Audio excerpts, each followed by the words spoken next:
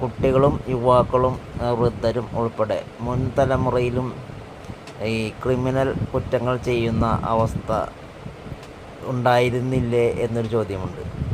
തീർച്ചയായിട്ടും മുൻകാലങ്ങളിലും ഉണ്ടായിരുന്നു. ഒരു ഉദാഹരണം പറയുകയാണെങ്കിൽ, മുൻകാലങ്ങളിൽ വിദ്യാർത്ഥികൾക്കിടയിൽ രാഷ്ട്രീയ കൊലപാതകം ഉണ്ടായിരുന്നു. റാഗിങ് വഴി ഇതുപോലെ കൊലപാതകങ്ങളും കുറ്റകൃത്യങ്ങളും ഉണ്ടായിരുന്നു. ഇതൊക്കെ ഈ തലമുറയിലും നിലനിർത്തപ്പെടുന്നു എന്ന് മാത്രമല്ല, പുതിയൊരു ഏർപ്പാട് തുടങ്ങുകയാണ്. അതായത് നിസ്സാര കാര്യത്തിന് വരെ പരസ്പരം ആക്രമിക്കുക, കൊല്ലുക എന്നുള്ള ഏർപ്പാട് തുടങ്ങിയിരിക്കുകയാണ്. ഇതിനെന്താണ് കാരണമെന്ന് വെച്ച് കഴിഞ്ഞാൽ, നമ്മുടെ നിയമം ഇപ്പോൾ ചിന്തിക്കുന്നത് കുറ്റവാളികൾക്ക് അനുകൂലമായാണ്. കുറ്റവാളികളുടെ അവകാശത്തെക്കുറിച്ചാണ് നമ്മുടെ നിയമം ചിന്തിക്കുന്നത്. റെക്ടിഫൈ ചെയ്യുക, തിരുത്തുക എന്നുള്ള ഒരു കാര്യം പറഞ്ഞിട്ടാണ് ഈ കുറ്റവാളികൾക്ക് അനുകൂലമായിട്ട് പ്രവർത്തിക്കുന്നത്. അപ്പോൾ കുറ്റവാളികളല്ലാത്തവർ, കുറ്റം ചെയ്യാത്തവർ, ക്രിമിനൽ കുറ്റം ചെയ്യാത്തവർ, സിവിൽ കുറ്റം ചെയ്യാത്തവരൊക്കെ വിഡ്ഢികളാണ് എന്നാണ് നമ്മുടെ നിയമത്തിൻ്റെ കാഴ്ചപ്പാട്.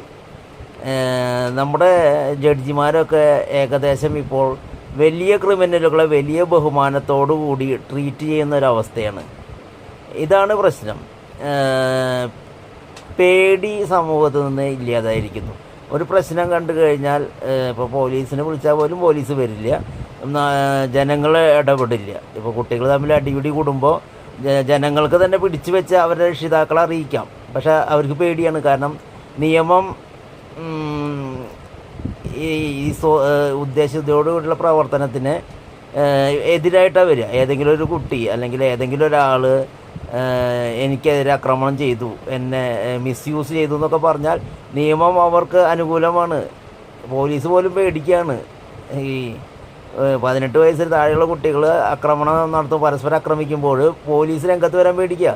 കാരണം അവർ ഞങ്ങൾ ഉപദ്രവിച്ചു എന്ന് പറഞ്ഞാൽ നിയമം അപ്പോൾ വാളെടുക്കുകയായി. ഈ നിയമജ്ഞർ വിഡ്ഢികളാവുന്നതാണ് ഈ പ്രശ്നം. പല കമ്മീഷനുകളിലും കാശ് പിടുങ്ങാൻ വേണ്ടിയിട്ട് പലരെയും കയറ്റുന്നുണ്ട്. രാഷ്ട്രീയ പാർട്ടി അടിസ്ഥാനത്തിലാണ്. ഇവരൊക്കെയാണ് നമ്മുടെ സമൂഹത്തിൽ പ്രശ്നങ്ങൾക്ക് കാരണം. പിന്നെ കുറേ യൂട്യൂബേഴ്സ് വീഡിയോ വരുന്നുണ്ട്. അവരൊക്കെ ഇത് എൻജോയ് ചെയ്യാൻ പ്രേരിപ്പിക്കുകയാണ്. ഇതൊക്കെ മുൻ തലമുറയിൽ വളരെ വളരെ കുറവായിരുന്നു. എന്ന് വെച്ചാൽ മുൻ തലമുറയിലെ കുറ്റകൃത്യങ്ങൾ ഇപ്പോൾ തുടരുന്നു എന്ന് മാത്രമല്ല, പുതിയ കുറ്റകൃത്യങ്ങൾ വരിക. മയക്കുമരുന്നൊക്കെ കണ്ടമാനം ഉപയോഗിക്കുക. കഞ്ചാവ് ഉപയോഗിക്കുന്നത് തെറ്റില്ല എന്ന് ജോയ് മാത്യു പോലുള്ള നടൻ പറയുന്നു. എന്ത് അക്രമമാണ് അയാൾ പറയുന്നത്? അതൊക്കെ എതിരിടെ തന്നെ വേണം ഇങ്ങനെ തിന്മ പറയുന്നവരെ തിന്മ ചെയ്യുന്നവരെ എതിരിടണം. പക്ഷെ തിന്മ ചെയ്യുന്നവർക്ക് അനുകൂലമാണ് നമ്മുടെ